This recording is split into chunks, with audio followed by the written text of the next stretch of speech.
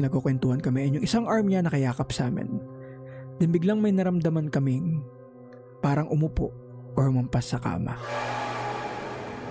Good evening everyone, ako nga pala si Zach and welcome to No Reason. It's been a while since my last upload and sa tingin ko wala naman sa magandang paraan para bumalik kundi sa pamamagitan ng isang magandang horror stories. And mahilig talaga ako sa horror, especially yung pakikinig ng mga podcasts about horror stories, short horror film, and of course yung old school na true Philippine ghost stories. So habang nag-i-scroll ako online, may nakita ako sa Reddit thread na horror stories thread from Reddit about these two horror stories about Hotel 45 sa Baguio. I'm not quite sure if you're familiar with this hotel, but I haven't been to that hotel, but I've been to Baguio. And mas curious ako kasi hindi lang siya isang story, kundi dalawa.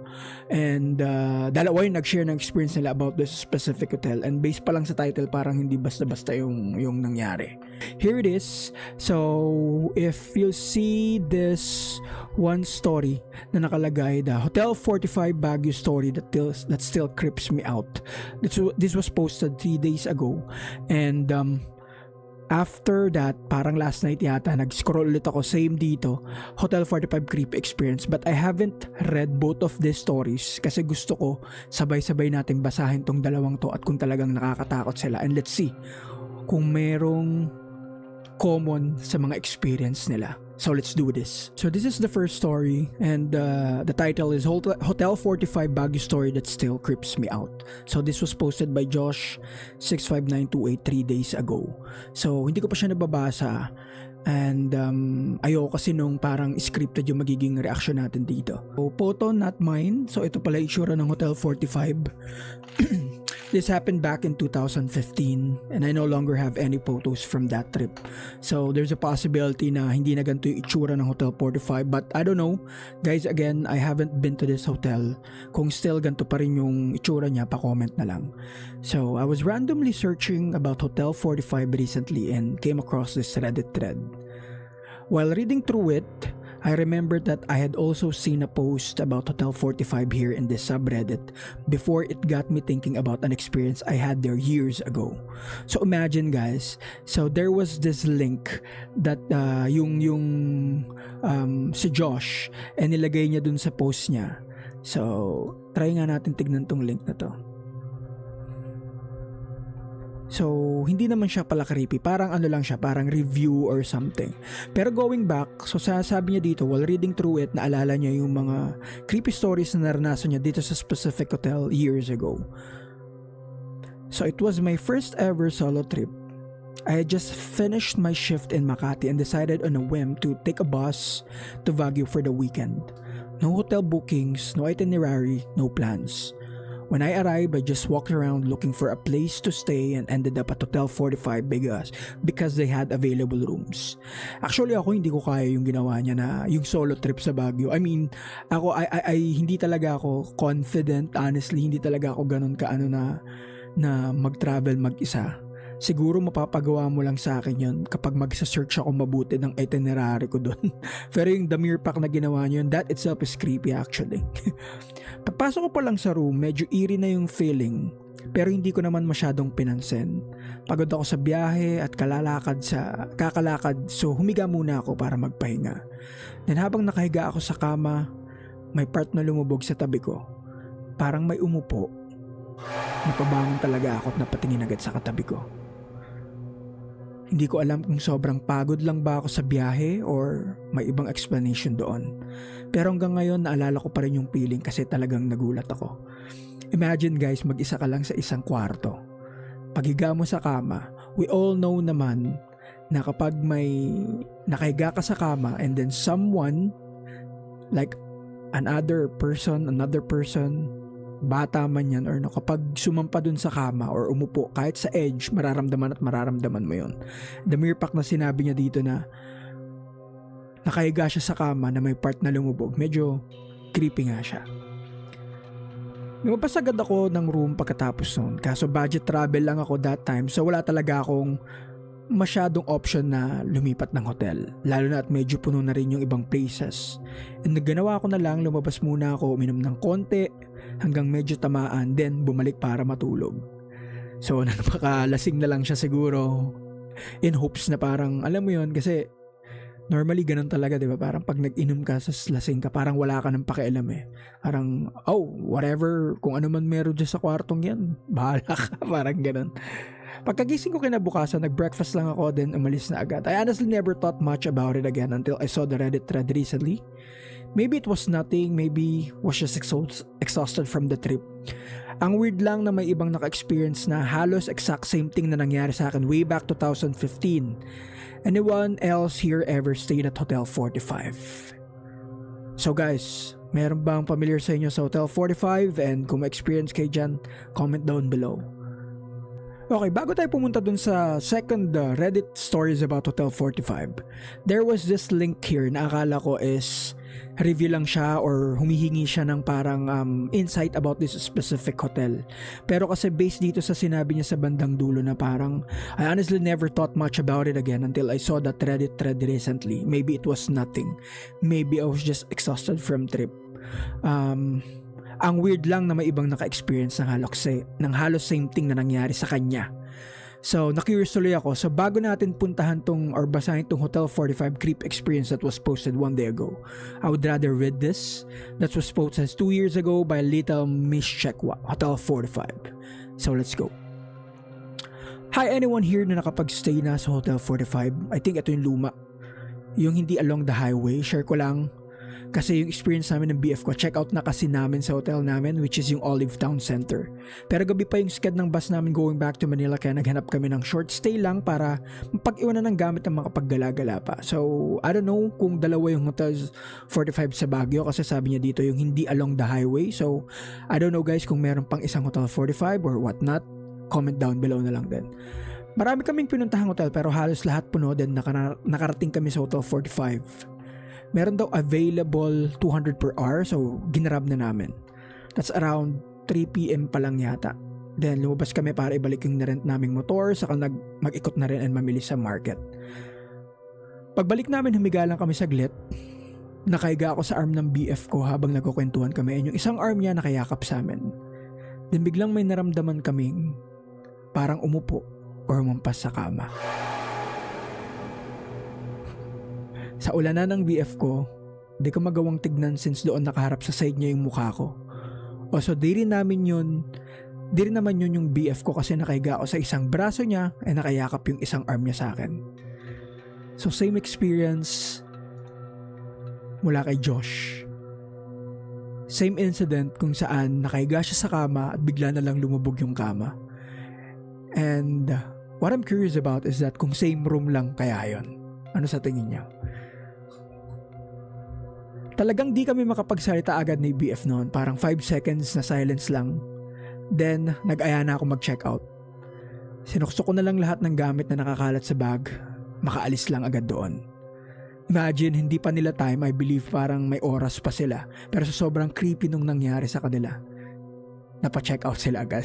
I mean, I'll do the same thing. I mean, if I were in that situation. But, hindi ko iisipin na siguro paranormal agad siya.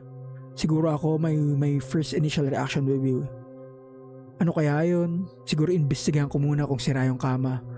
Pero 50-50 siguro yung reaction ko dito kasi mahilig nga ako sa horror story. So syempre 50% paranormal. Pero ako kasi 50% hindi agad ako naniniwala na paranormal yun. Kasi I haven't experienced anything and hindi rin bukas ang third eye ko. And I don't know if I would want that to happen.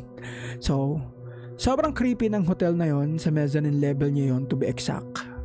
Room A, feel ko tambakan lang talaga siya ay nilagyan ng mattress para sa mga mag-short stay. May kwentong Hotel 45 din kayo. Imagine this is just a bonus link from Josh. Pero same experience, same hotel. Although hindi lang sinabi ni Josh kung same room or kung sa mezzanine lang din. Pero that's really creepy if you're gonna ask me. Alright, so dito na tayo sa second story natin, which is entitled Hotel 45 Creepy Experience from JK828. Same horror thread na from Reddit, PH Horror Story. So if you're active in the Reddit, might as well visit this. So actually medyo content na ako dun sa dalawang stories kanina, although yung isa is bonus story lang. I mean may connection sila eh. So which is quite creepy. So, simulan na natin to. So again, a picture of Hotel 45. I don't know. Again, I haven't been to this hotel. I don't know if this one and this one are the same. And this one are the same. Pero, let's proceed. I have a creepy experience dyan sa Hotel 45 since dyan ako lagi nagstay pag nasa Baguio. Mainly dahil sa malapit sa Upper Session Road at SM Baguio and of course the free breakfast. Try ko nga dito one time. Mukhang doon ako na sa free breakfast, alam mo naman pagkain. First experience, so multiple experience to from Jakey. May dala ako noon na laptop, MacBook around 3:30 AM, bigla siyang nag-alarm. Nagulat ako noon kasi first time ko makarinig ng laptop na nag-alarm. And honestly, paano ba mag-alarm sa laptop? I never tried it before. Kaya takang-taka ako bakit nag-alarm. Pinatay ko lang din natulog na ulit dahil sa bad weather sa Baguio. Hatakin ka talaga ng tulog, which is tama naman, pero ang creepy nga naman nun na you haven't set an alarm in your laptop tapos bigla na lang siya nag-alarm. And tama rin yung sinabi niya na parang how the hell are you gonna set up an alarm in laptop? Kasi I haven't tried that as well. I mean, ewan ko may nakapag-try na ba doon sa inyo tapos bigla na lang nag-alarm yung laptop nyo. Quite creepy. Second experience, dala ko naman nun Windows laptop, same thing, nag-alarm siya. So, nakaraan MacBook, second experience Windows laptop na, pero nag-alarm na naman siya. You know what's the creepy part? It says here, past 3:30 AM. Di bale, sana same laptop yung nag-alarm. Maiisip mo pa dahil sa same account or whatsoever ang nasa laptop. Kaya siguro same ang time ng alarm, kaso hindi. Magkaibang laptop at magkaibang panahon pero nag-alarm ng halos same time. Mind you, sa Hotel 45 ko lang na-experience ang may mag-alarm na laptop. I never witnessed that before kahit saan or kahit kaninong laptop siya. And this first experience and second experience are quite creepy, especially kung 3:30 AM or past 3:30 AM nangyari. And we all know, marami nagsasabi na 3 AM usually is the witching hour or kung saan mas active yung mga paranormal entity. And ang weird din na different dates, different laptops, pero same experience for Jakey.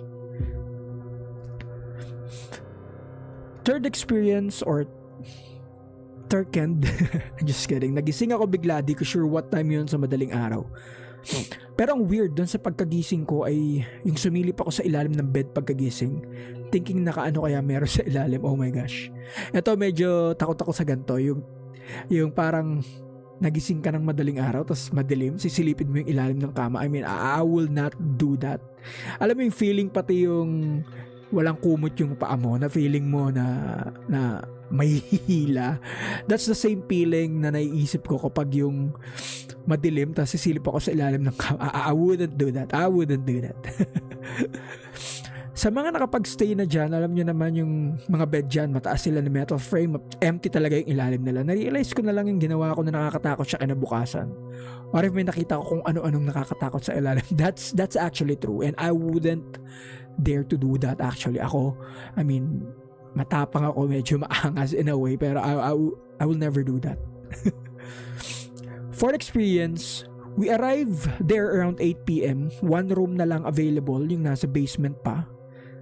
Room siya na parang ginagamit pang spa. Yung part niya papunta dun sa room is may katabi siya na one room, nakalock, tapos may common area siya na parang mini sala. Tapos ang creepy doon, yung CR nasa labas na, tatawid ka pa ng hallway papunta sa CR.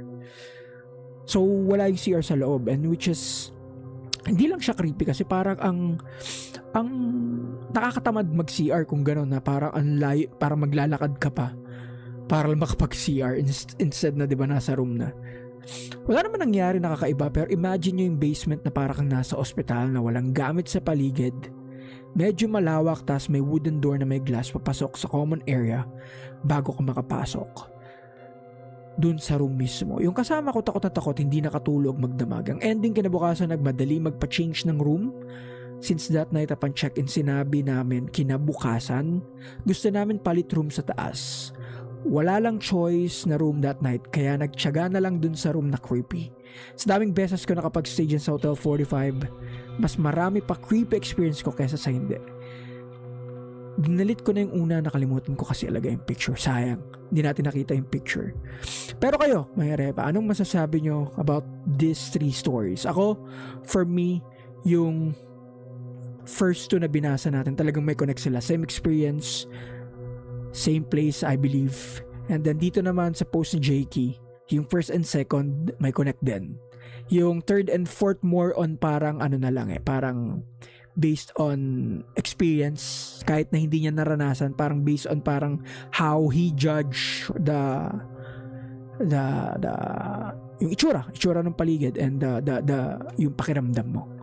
So kayo, mga repa, may mga ibang horror stories ba kayo? Not only in Hotel 45, pero of course, kung familiar ka sa Hotel 45 and may creepy stories kayo, pwede nyo i-comment down below.